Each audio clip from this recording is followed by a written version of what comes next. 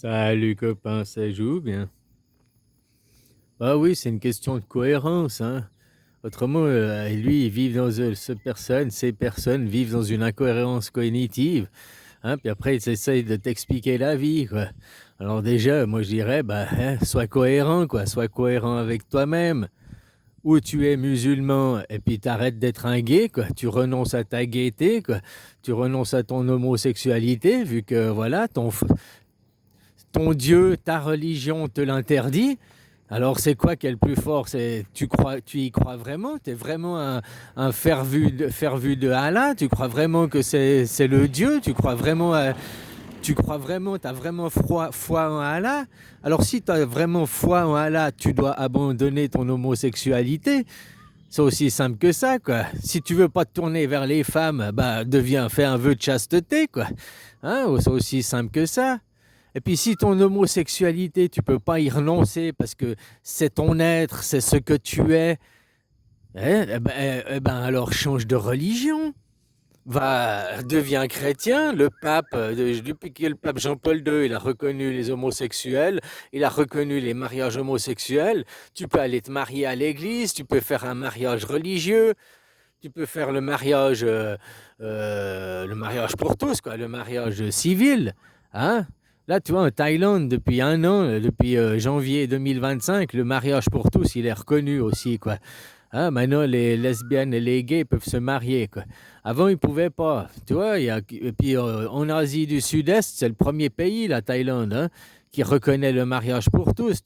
Tu vois, donc ouais, ils ont des progrès à faire, les autres pays asiatiques, quoi, de ce côté-là, quoi. Voilà, quoi. Puis vous, dans la religion, ben, soyez cohérent avec la religion. Si tu veux être gay, si tu as gaieté, tu dois te poser la question, mettre le poids dans la balance. Est-ce que c'est quoi le plus important pour moi? Ma gaieté, mon homosexualité, mon être, mon individualité, quoi, moi, qui je suis? Ou bien alors de suivre des dogmes, la religion, le Dieu est plus important, quoi. Puis le Dieu que tu as choisi, c'est un Dieu qui refoule les gays, vu que tu choisis le musulmanisme. Voilà quoi. Donc c'est ça que moi j'appelle à la cohérence, surtout quand derrière la personne se dit faire partie de la dissidence, se dit faire partie des chercheurs de vérité, hein, dit j'ai pas d'incohérence cognitive, moi je suis dans la vérité et tout. Mais quand tu le prends justement, c'est aussi pour ça qu'il faut aller voir. Le message est important, mais ces messages, il a que de la merde comme message. Et puis après, que tu vas comprendre pourquoi, bah, tu vois, parce qu'il est homosexuel et il est musulman, mais c'est une grosse incohérence cognitive. Voilà, donc maintenant, c'est à lui, à ce genre de personnes, à aller faire le, la balance de leur vie, le plus et le contre. Est-ce que je garde ma foi, ma religion, et je ne pourrais pas être moi? Je serai toujours à côté de mes pompes. Hein, je ne pourrais jamais affirmer mon être, jamais. Donc je vis dans le mensonge. Donc tu vois, si tu prends du point de vue de Allah, hein, je veux suivre cette religion me rejette pour qui je suis. Mais Allah, tu ne peux pas lui mentir. Allah, il sait que tu es gay, puis il sait que tu te fais passer aux autres de la communauté musulmane, tu te fais passer pour un hétéro, parce qu'autrement tu es refoulé. Donc tu es dans le mensonge, tu vis dans le mensonge et tu vis dans le péché. Donc c'est contraire aux lois, même dans les musulmans. Les musulmans, ils n'acceptent pas les menteurs, ils n'acceptent pas le péché. Donc tu vois, pour avoir de la cohérence cognitive, quoi. Ben voilà, quoi. S'il est gay puis que sa gaieté, elle est plus importante que sa religion, eh ben il doit se tourner du côté du catholicisme, voilà, quoi, du côté du pape. Que lui, il va être reconnu, il pourra faire un mariage civil plus un mariage religieux avec son amour, voilà, quoi. Et il ne sera pas dans le mensonge. Il n'aura pas besoin de mentir à la communauté chrétienne, même à la communauté musulmane, puisqu'il sera plus musulman. Il pourra affirmer sa gaieté. Ah, les musulmans vont le rejeter, quoi, ma foi. Parce que, voilà. Mais qu'est-ce qu'il s'en fout? Il aura adhéré à une autre communauté, il a une autre religion, il a des nouveaux amis. C'est ça que. Voilà, quoi. C'est ça, quoi. C'est important. Alors eux, ils attaquent toujours. Moi, je me suis toujours fait attaquer en tant que messager. On m'a toujours critiqué. Moi, oh, ton élocution, tout. On s'attaque toujours au messager, quoi. Moi, je te dis, avant d'attaquer j'attaque pas le messager, j'attaque l'incohérence qu'il y a. Et après, si c'était je m'en fous, un carreleur ou un mécanicien ou un, qu'est-ce qu'on a à foutre? Ça change rien pour son travail. Parce que l'essentiel, c'est que le travail soit bien fait. Mais là, son travail, c'est chercheur de vérité. C'est soi-disant nous amener sur un chemin de vérité, nous amener à la cohérence cognitive, à que nous ayons une bonne connexion de cognitivité, nous pensions juste. Alors que lui, dans sa vie personnelle, il est incohérent cognitif, quoi. Donc c'est là où il y a un problème, quoi. C'est comme si tu vas voir un médecin, mais le médecin, il est malade et puis il ne se soigne pas, quoi. Tu vas voir un psy, il est encore plus malade que toi, quoi. Tu vois ce que je veux dire? Alors là, voilà, quoi. Après, les gens, ils sont libres de faire ce qu'ils veulent, mais ton Allah, ton Dieu, si tu es gay, lui, il le sait. Lui, tu peux pas lui cacher, au grand tout-puissant, tu peux pas lui cacher la vérité. Tu caches la vérité qu'à ta communauté. Et ça fait que tu vis dans le mensonge, tu vis dans le péché, tu vis dans le paraître, tu vis dans un rôle qui n'est pas toi, tu ne vis pas dans ton authenticité, donc tu es contraire à ta religion. Tu vois, donc c'est ça aussi, il s'accroche à une religion, il s'accroche à une chimère, quoi, quelque chose qui le rejette. Au lieu de se tourner de l'autre côté, là, cette religion va m'accepter pour ma gaieté, va m'accepter pour ce que je suis. Voilà, parce que... voilà, aussi simple que ça, quoi. Donc le mec, il n'a pas besoin d'après de mentir, donc de mentir à Dieu, hein, parce qu'il ne vont pas la communauté, il peut s'accepter, il peut être comme il est, quoi. Voilà, quoi. Ah, ben bon. De toute façon, maintenant, c'est quoi le nouveau truc? C'est l'ontavirus, quoi. Onta, ça veut dire arnaque en hébreu, quoi. Il paraît, hein, je n'ai pas été vérifié, quoi. L'ontavirus, ça existe depuis plusieurs années. Ouais, j'ai vu ça, un scientifique qui parlait. Il disait l'année passée, au même mois, il y avait déjà eu 105 morts. Et cette année, on est seulement à 34 décès. 30 décès, quoi. Donc cette année, il y a eu moins de morts qu'il y a eu l'année passée. Puis pourquoi l'année passée, ils n'ont pas parlé de l'ontavirus? C'est un vieux virus, ça existe depuis longtemps, quoi.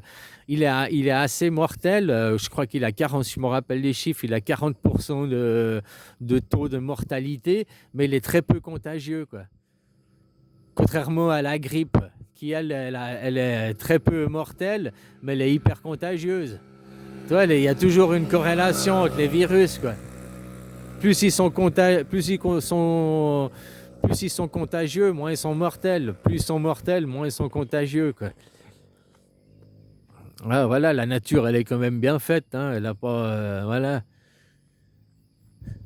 Mais tu vois les médias télé, les plateaux télé, tu as vu déjà, ils ont ressorti certains journalistes, hein, sur certains plateaux télé, ils ont ressorti la petite bouteille de gel hydroalcoolique, là. Hein, le gel pour les mains, là. Ils ont ressorti le masque. Déjà, ils te préparent déjà indirectement à un confinement. Ils te préparent à une mesure sanitaire.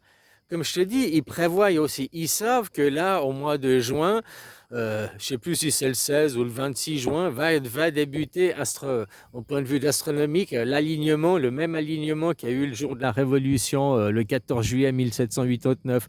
Le point de vue astronomique, donc les mêmes énergies, les mêmes... voilà, quoi.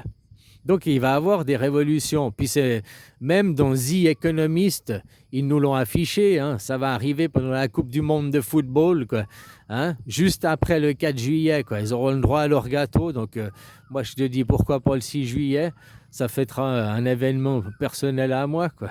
Hein, enfin, pas qu'à moi, à vous aussi, vous avez pu le voir. Le Mimi, le miracle. Hein, voilà, quoi.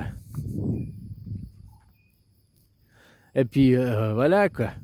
Donc, en prévoyant les révolutions, en prévoyant la montée, eux, ils prévoient déjà la contre-attaque.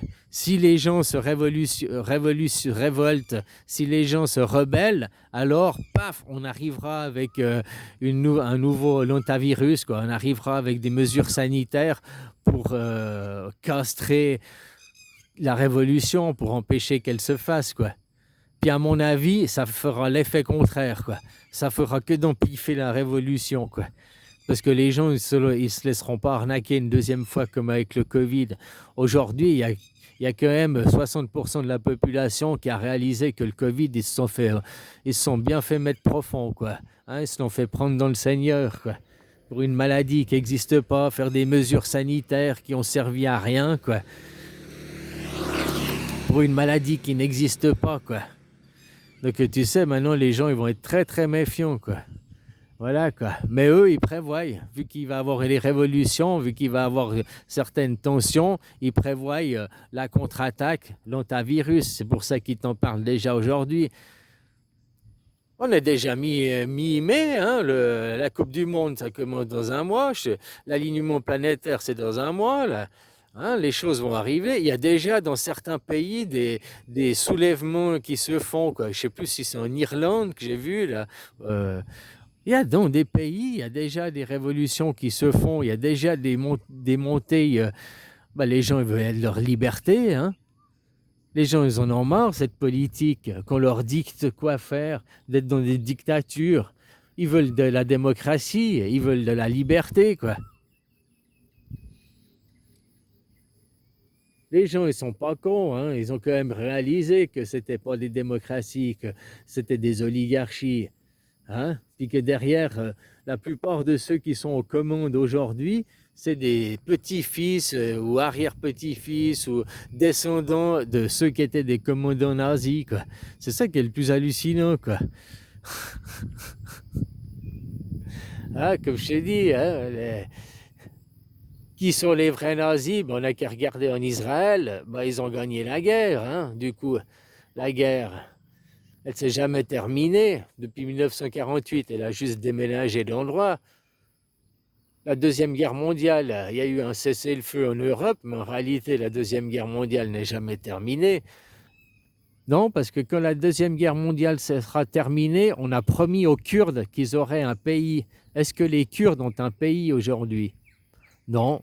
Les Kurdes, ils ont toujours à cheval, hein, à moitié en Irak, un peu en Iran, un peu en Syrie, un peu en Turquie, quoi. Tu sais, ils sont là, hein, les Kurdes.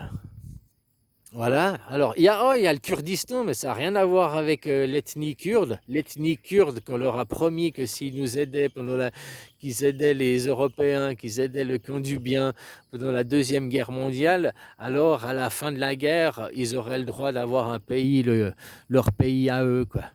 Donc, tu vois, c'est que la guerre n'est pas finie, ils n'ont toujours pas leur pays, quoi.